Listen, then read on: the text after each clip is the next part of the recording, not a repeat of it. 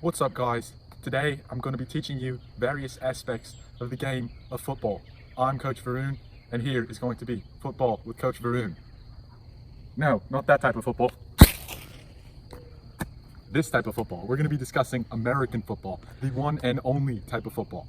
Alright guys, the first thing I'm going to be teaching you about is how to throw this football right here. Alright, so first thing, you're going to want to have shoulder width base. I don't know what this is doing here. As I said, only one real type of football. And once you got this type of base, you're going to make believe call hut. And then as the quarterback, you're going to drop back a couple steps in order to get some depth from the defenseman constantly hurtling towards you. And then what you're going to want to do is, I'm going to turn this way just for view. I'm going to get your hand into an L position, and then you're going to want to follow through like that. Ready? Let's practice. Alright guys, next thing we're going to be talking about is how to cut. Ready? So you're going to take the ball as the running back. You're going to start running forward, and what is this thing doing here again? Oh my god, redo that. Alright, let's try this again without the soccer ball this time. You're going to take the ball, transition it to one arm, then you're going to start running, and then when you want to cut upfield, plant the foot, get low, cut up. Next thing, you're going to want to learn how to punt. Now this is going to come in handy when you're in fourth down. Alright, you're going to take the ball, place it right in front of your foot. Another super important aspect of the game that doesn't really get the respect it deserves is the blocking position. I'm going to be an O lineman here, and this soccer player right here is going to be a D lineman. Ready? We're going to line up. We're going to call ready, set, hut. As we go, we're going to want to walk low, and then we're going to want to blast off like that, high. And perhaps the most infamous or famous part about American football that we have is the collisions. Over here, I'm going to be using this fellow soccer player again. Guys, don't worry, he's not getting paid for this. So I'm a linebacker, this is a running back. I'm going to start to come up to him, again, get low, move my head to one side, and tackle him. Hello and welcome to the physics of football. So first we're going to go over projectile motion, which is the arc-like movement with velocity v and an angle theta, pictured below. In football, oftentimes we have some sort of a projectile, namely the football, launched with a velocity v at the angle theta. However, there are two important components to this, namely the v sine theta, the vertical component, and v cos theta, which is the horizontal component. And we have these two equations to go along. The first equation models the vertical motion over time, and the second equation models the horizontal motion over time. So, any motion of the football in a football game is governed by the laws of physics, and specifically projectile motion and Newton's laws of motion. When it's third down and long, you might want to go for a long pass, perhaps a Hail Mary. After the coach calls a play and the quarterback hikes the ball, now comes the physics of projectile motion.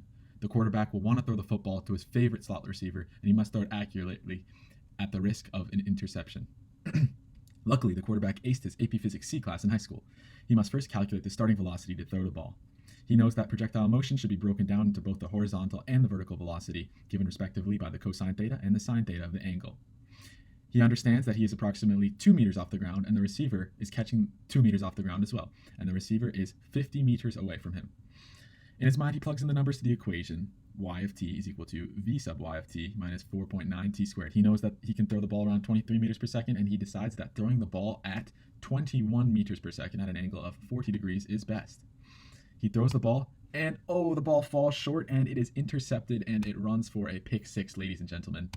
On the next offensive drive, the quarterback knows he cannot mess up this time. He decides to call the same Hail Mary play, and this time he throws the ball at a greater angle theta of precisely 33.9 degrees and a velocity of 23 meters per second. Also, he makes sure to give the ball more spin so that it is less affected by air resistance. He watches the ball parabolic motion, and it falls right into the hands of the receiver with an amazing catch. They get the touchdown, but can they get the extra point? As the kicker enters the field, it looks like they're going for the kick. The kicker knows that he must kick the ball so that it goes at least over the 3-meter-high field goal stand and in between the two cones. He makes sure to kick the ball straight with a velocity of 25 meters per second at an angle of 30.1 degrees. He kicks it straight, and the ball reaches its maximum height at that 28 meters distance at a maximum height of 7 meters. Not only does the home team tie up the game, but they get the extra point and end up winning the game. Woohoo! All right, now let's talk about forces a little bit. Here we have the running back. He is going from 3 seconds to his final velocity of 9 meters per second. The coach calls a 28 sweep, and the center hikes the ball to the quarterback, who then passes it off to the running back. He then plants his foot into the ground for 0.3 seconds, and this puts a force over 0.3 seconds in order to change his acceleration to being upfield. Since he weighs 90 kilograms and his acceleration is 3 meters per second squared, he exerts a force of 270 newtons into the ground, and he is able to go upfield. However, accelerating towards him is a large and scary linebacker who weighs 115 pounds. From the linebacker's point of view, he knows that in order to stop this 90-kilogram running back running at 9 meters per second, he must exert an impulse greater than or equal to his momentum. He calculates he should run a velocity of 7.5 meters. As the inelastic collision occurs and the two bodies collide over a 0.5-second period, the linebacker knows he has exerted a force of 1725 newtons on the running back, as force is the time derivative of impulse. The linebacker recalls the tackling technique his coach taught him. Since the running back's center of mass is around his belly button, the linebacker decides to use his knowledge of torque, which he knows is R cross F. He puts this 1725 newtons of force 1 meter away at the feet of the running back from the center of mass, and this causes him to get a torque of 1725 newton meters. As the collision occurs, they are set back in motion, 0.3 meters per second, and the running back is set back.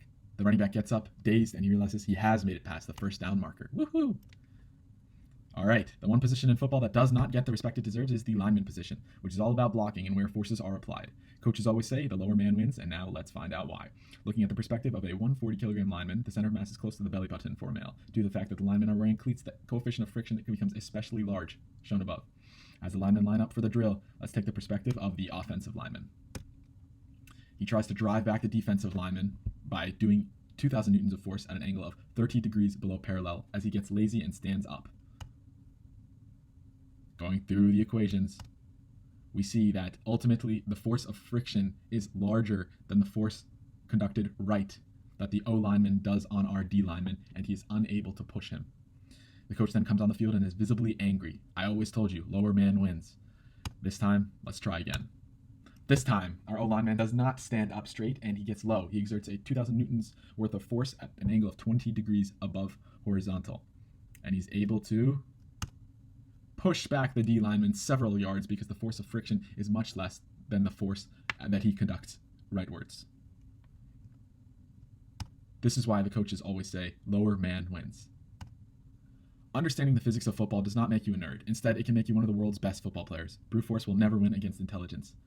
There are obviously some pretty complex physics formulas that can be applied to football, as you've seen. Obviously, on the field with a limited amount of time, it may not be realistic to do in a couple of split seconds.